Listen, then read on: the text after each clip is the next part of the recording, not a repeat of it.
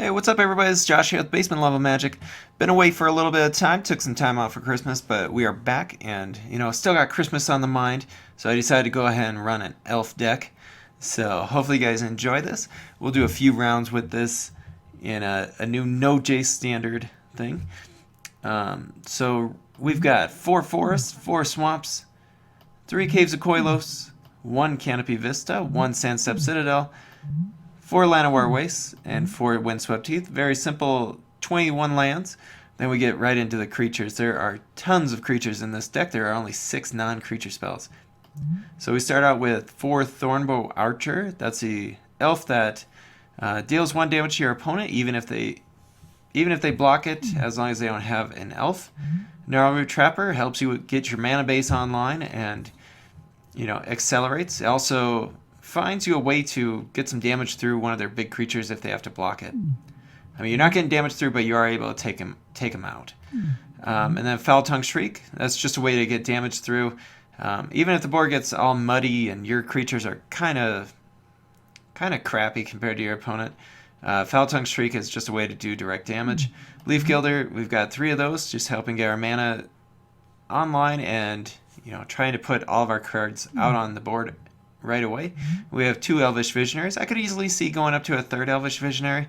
You tend to run out of gas in a deck like this, and Elvish Visionary is just a way to keep that supply going. We have 4 Dwynen's Elite. That's a very important card in this deck. Just being able to put two bodies out there on turn 2 is really important. Beastcaller Savant. This card has impressed me quite a bit, actually. Not a lot of talk has been about it, but the haste and being able to get any color from it is really important. We also have 4 Shaman of the Pack. This is one of the most important cards in the deck, I feel. Being able to hit it with 4, 5, 6 elves on the battlefield is huge. It's like doing 2 lightning strikes and still having a nice, decent body out there. Nissa, everyone knows Nissa. Nissa's very good. It just goes well in this. You don't get to turn it on too often, but when you do, it's very important. It also helps you get your mana online. Then we have Sylvan Messenger. It's the 4 mana elf that, when it comes into play, you get to reveal the top 4 cards. If you have any elves in there, you get to put them in your hand. It's just a way to help keep the elf engine going. Collect a Company, everybody knows this card. This card's great. And then we have our Elf Lord, Dwynen. I feel like I can never draw this card, so I can't say too much about it, but if I ever did draw it, it would be insane. I'm sure of it.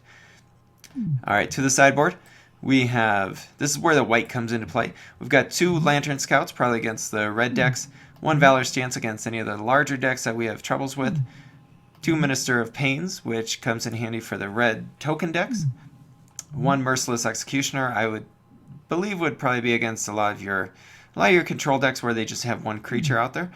1 Self-Inflicted Wound, which would be real handy against any of your green decks or Abzan. Duress, I think Duress could probably come in. Duress could probably be main board. It's just that good. Anafenza, which would help trying to exile all the creatures in the graveyard for rally shenanigans.